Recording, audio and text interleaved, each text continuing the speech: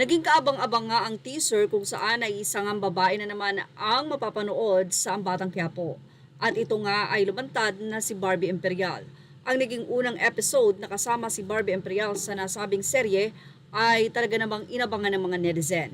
Ang mga susunod na araw din na nandun si Barbie ay na-appreciate naman ng mga viewers. Pero nito nga dahil nga kasali na siya sa nasabing karakter sa Batang Quiapo ay marami ang naghahanap kay Barbie na bakit nga daw tila hindi na nasundan pa ang mga eksena nito sa Batang Quiapo.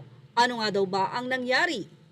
Narito nga ang ibinahagi ng isang Facebook page kung saan ito naman ay hango sa naging update ni OG Diaz mula sa Pinoy Trending. Aktres biglang nawala sa Batang Quiapo. Nalaman na ang dahilan ng pagkakawala ni Barbie Imperial sa FPJ's Batang Quiapo.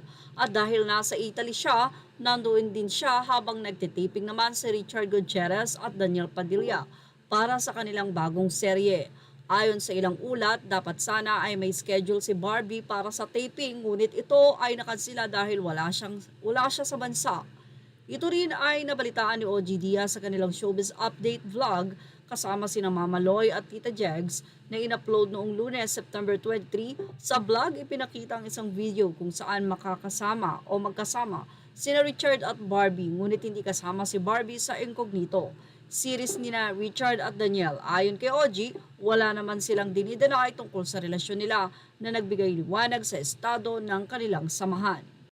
Ilang mga netizen naman ang nagpahayag ng pag-aalala kay Barbie Imperial, especially sa karir nito, kung saan ay nagkaroon na nga ito ng chance na magkaroon ng malaking papel doon sa Batang Quiapo na pwedeng maging boom din sa karakter nitong si Barbie. Pero tila nauuna daw ang love life kay Barbie at hindi ipinapriority ang karir. Narito ang kanilang naging say. Mula sa mga concerned citizen, sige dahil unahin mo ang puso mo, baka magising ka na lang nang wala ka ng work. Lagot ka sa biyanan mong hilaw. Remember, our pocket is our best friend. Take care of it. Okay, Barbie. Lahat kasi ng artista halos nandyan na sa Quiapo, sikat or hindi. Hahaha, todo dinay na wala siyang inagaw. Hahaha, ano yan ate?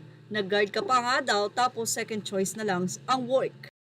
Isang netizen naman ang pinayuhan itong si Barbie at sinabing wala ka pang nararating sa karir mo, obsessed ka na kay Richard. Well, mukhang inalaw naman ng Batang Quiapo ang nasabi nga pong pagsama ni Barbie at mukhang sa pagbabalik niya, makukontinuous naman ang kanyang karakter. Yan ang ating showbiz update. Thank you for watching. Images are all credit to the rightful owners.